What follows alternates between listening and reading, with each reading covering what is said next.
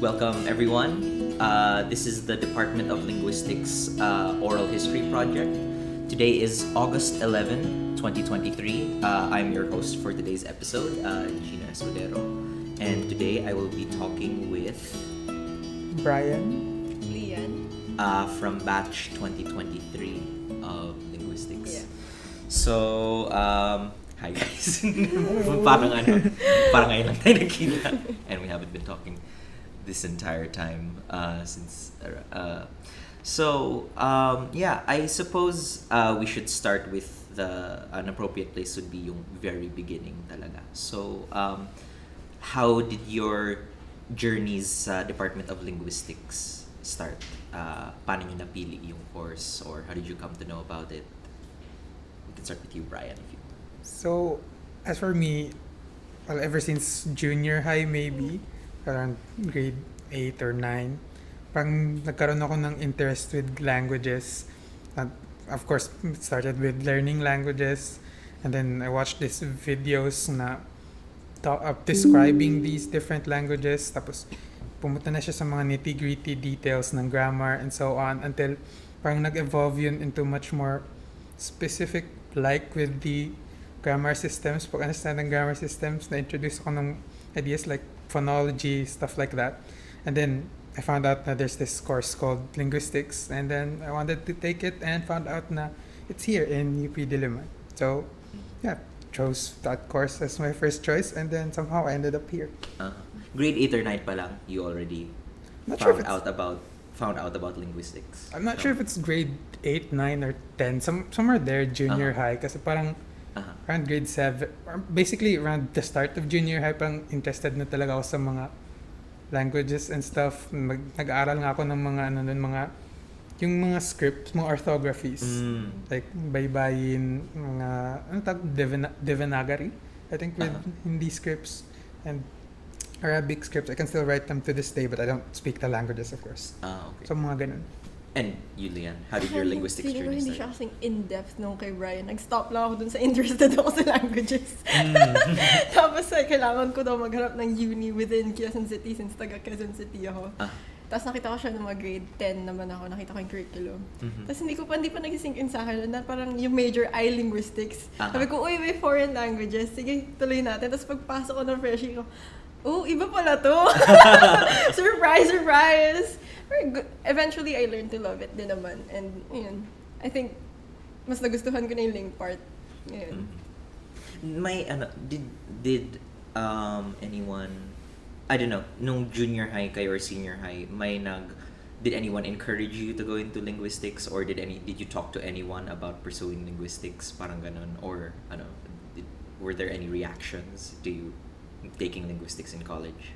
Feeling ko for me, hindi siya super shocking since SPFL ako nung junior high. So, I was already in the foreign languages programs pa lang. So, yeah. As for me, parang diniscourage pa nga ako. Kasi parang it's like an unknown course to most people, or like they're not sure kung paano kikita. Kasi parang for most people or almost everyone, parang yung goal talaga is to get a diploma, then get a job, then earn as much money as you can. Tapos pag sinabi kong linguistics, yung immediate tanong nila, ano yun? Anong work nun? So, porque hindi recognizable, like, you can't make a job out of that. Parang ganun. Parang ganun. Yes. And it's not really unusual na makaisip sila na ganun. Yeah. It's something that they don't know. So, it's expected din na they wouldn't understand anong gagawin. I mean, at that time, even me, di ako ganun ka-sure kung ano yung gagawin sa linguistics. Inisip ko lang na, I like this thing. I want to pursue this sa college. I'm not sure anong mangyayari after. But, yeah. Kamusta naman ngayon? Di ko pa alam. We'll get to that. Cool. So you guys are graduates. Actually, all of us, we're all graduates of the program at this point. We graduated 11 days ago.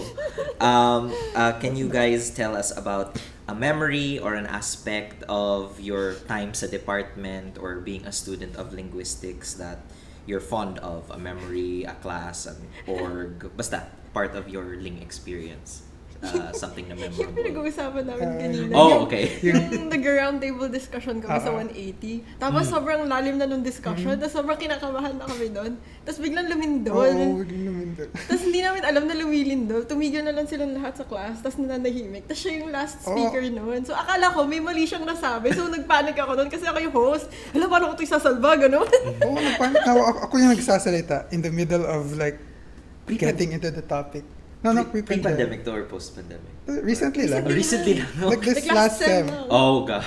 Parang kapang-kaba na ako. Parang tinitignan ko yung mga tao. Parang nagbubulong-bulungan na sila. Akala ko may sinabi ako. Parang super offensive na thing or something. Tapos yun pala, lumilindol pala. Oo, so bumaba kami. You were both yung araw na yun. I was also in a Ling class. I was in 166 and then lumindol bigla and then nag-evacuate kami sa labas. Who was your prof that day? Si Sir Vinci. Si Sir Vinci. Oh, okay. Nag-gather din kayo sa labas. Oo. So, di ko kayo nakita. I saw... Dun sa Doon kami sa likod. Sa likod. Yeah, I saw Ma'am Divine and her class outside. So yeah, that's it's a very very recent and very medyo iconic na memory. Yeah. Okay. So as students from the batch of 2023, we went through more than 2 years of pandemic online learning. What was your ano yung masasabi niyo to the audience of what any stories you can tell, or what was your experience studying through online learning? What parts were hard, what were easy, what was unique or strange about this time nung nag-online mode of learning tayo for Ling? Tsaka lagi kong ginagawang joke no, na parang joke lang yung buong uni stay ko. Kasi first sem lang ng freshie year. Tapos last sem ng last year. So yung buong chunk sa gitna ay online. So, alam mo yun, nakita mo yung friends mo noong 2019, tapos pagkita mo, graduating na kayo lahat. Surprise! Nag-time skip kayo, gano'n. So, very lonely siya, kasi, yun nga, majority ng college life mo ay online. Tapos, even if like, sa class kayo, virtually, hindi siya yung same yung vibe as if nasa classroom kayo. Like, kahit maraming group works, yung vibe pa rin niya, yung parang mag-isa ka pa rin gumagawa. Kasi literal na mag-isa ka naman talaga gumagawa doon. So, ayun, I guess yun. Tapos, marami ring tech issues. Internet, dami ring calamities noon. So, naging problem din siya. Yeah, it was very, we were, I don't know, are you on the committee for Rosetta? Or, no. I'm on the, we're both on the committee for the yearbook ng Linguistics, and we were trying to decide on a theme for the batch, and yung iniisip, may mga nagjo-joke na the theme should be Zoom or rooms or mga iniisip also ano yung mga batch photos natin nasa na parang Zoom puro mga Zoom screenshots. Tapos naka-off cam pa. Yeah, exactly. It was it really is it's a reality of the batch na actually nga I didn't realize yun nga no, first sem was a normal sem, and then second sem we had like maybe 2 or 3 months, and then first sem na affect ng pandemic, and then the rest was just online learning, and then your last sem was your only last normal sem. I transferred into Ling from Baguio, so I had one normal year sa Baguio, and then I had one normal sem sa Diliman, and then yun na yung first pandemic sem. So at least I got sort of in total 2 years ng parang normal college experience. Pero yeah, I just realized number of that'll be most of our batchmates, no, ganun yung experience nila, just yung start and end, yun lang yung normal. Do you have anything to offer on yung experiences mo during the pandemic? Yung pandemic, yung noticeable difference ng pandemic and the face-to-face sem is napansin ko na parang mas wala akong time nung pandemic. Parang morning to evening, parang may ginagawa ako. Parang feeling ko pa rin na more yung 8 to 5, parang may classes. Tapos pagkatapos nun, parang classes ulit. Kasi it didn't feel like may difference sa homework and yung classwork mo. Kasi yung, unlike before sa, for example, sa it's pre-pandemic SEM, pagkatapos ng classes, 1 hour and 30 minutes, uwi ako sa dorm, tapos wala mo na akong gagawin, or gagawa ako ng assignment, pero saglit lang, tapos ibang class na uli. Tapos pag uwi, meron pang parang break time na wala akong ginagawa. Or kahit pag may ginagawa ako, it's not related to classes necessarily. Pero nung pandemic SEM, parang yun nga, parang every hour nakaschedule ako na may ginagawa ako related sa classes. Kasi medyo mabilis yung pace tapos yung activities na instead of doing it in class, parang mapipilitan minsan na gagawin asynchronous. So parang doble yung time na kinukuha. Parang yun yung napansin ko. And the other one is, for like 1 year or almost 1 year, parang binagyo kami, so wala kaming internet and kuryente for almost a year. Or half a year. So medyo struggle din yung period na yun. Saan ka where would you do remote classes? Yung binagyo kami December 2023 ngayon. So December 2021? 2021? So saan ka where would you go? Kasi kailangan mo ng electricity and Wi-Fi or data. Around January, nung December and January, para hindi ako ma-delay. Walang INCs as much as possible. Pumunta ako sa mga cafes. Kasi mayroong cafes na first sila nakakuha ng internet again. Pero yung area kasi namin medyo malayo. So hindi kami nakakuha ng internet and electricity agad. So pumunta ako sa mga places like that, internet cafes.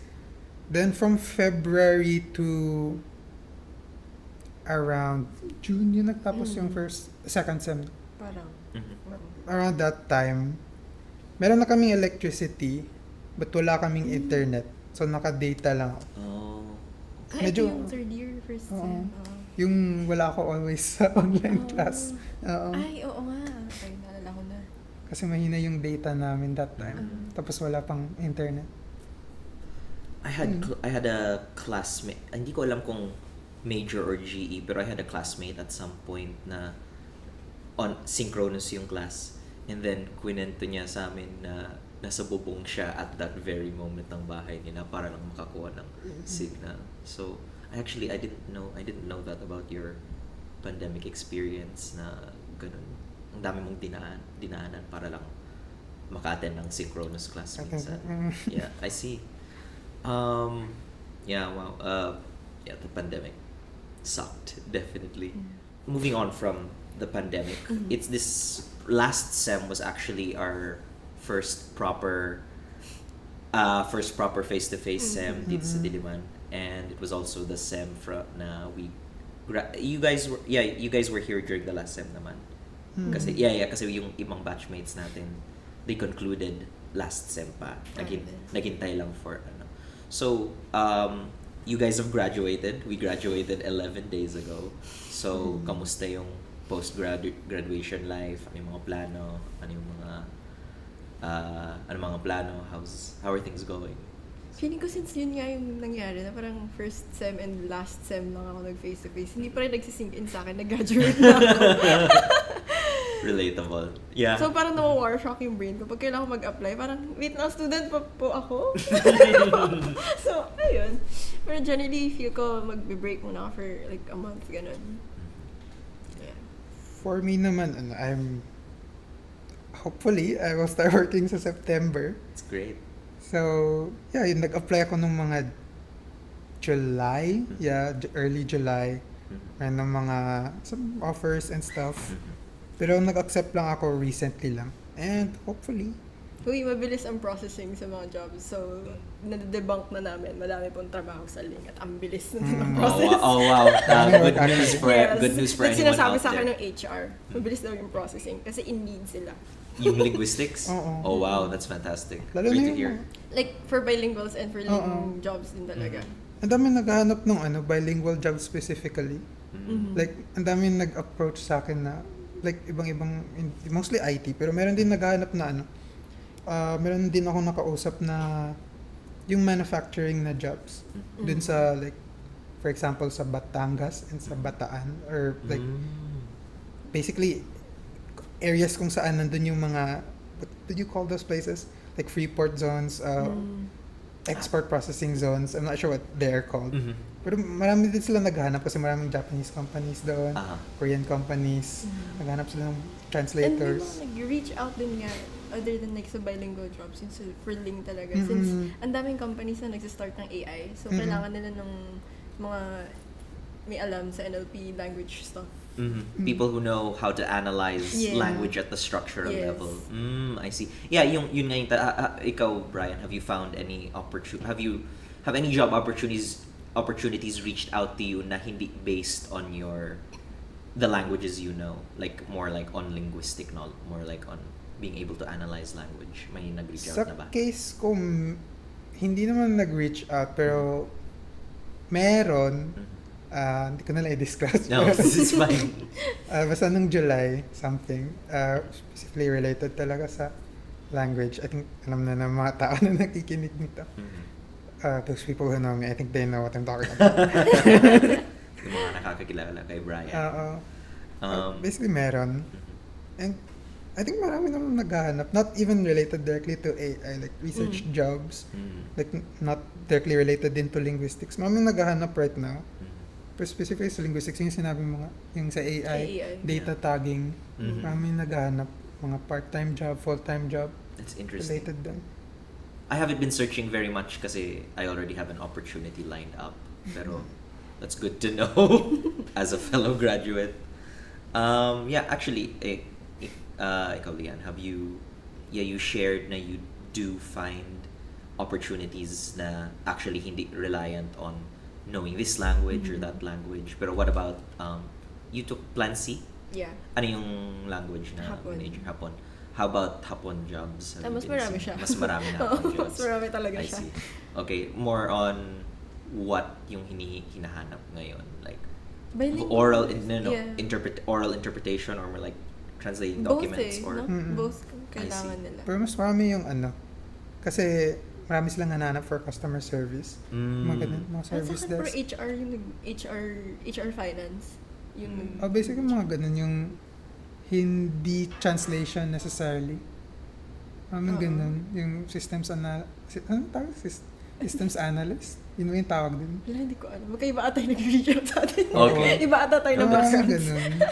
I think depende rin kasi sa background. May lagi sa resume ko, HR, marketing. So, puro ganun din yung nag-reach out. Ayaw kasi may diba yung sa peer orgs, mga ganun. Wala akong ganun. So, wala akong nag-reach out na finance before. I see.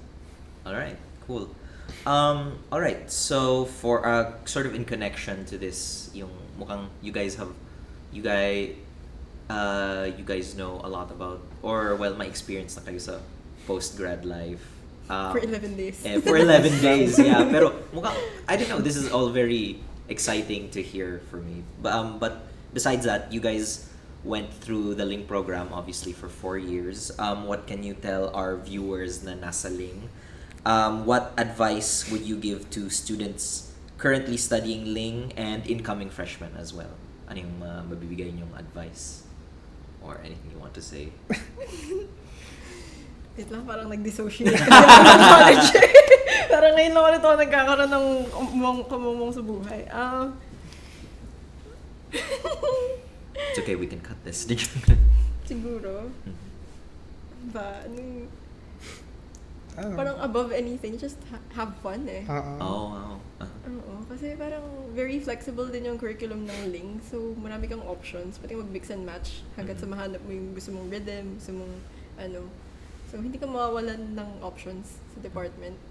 It's very welcoming din. So, yun din, parang related din. If wala kang, or like kulang yung interest mo sa something, not necessarily exactly linguistics or kahit related lang sa LINGG, if wala kang ganun na interest, parang mahirap mag-go on. Kasi marami kang ma-realize after na first year mo eh. Na, parang alanganin tayo dito. Oo. Or dito ka magaling, di ba? So, kasi broad yung linguistics eh, hindi necessarily na parang grammar sketch talaga yung mga focus mo, or grammar, semantics. Pwede ding, ano bang other related na stuff? Morphophonetics. Kahit hindi yung structural, yung mga... Social. mga social link. Papers ko po. I see. You're saying sort of na even within the Ling program, there are all sorts of things you can do based on your strengths and your interests. Like hindi kailangan grammar sketch.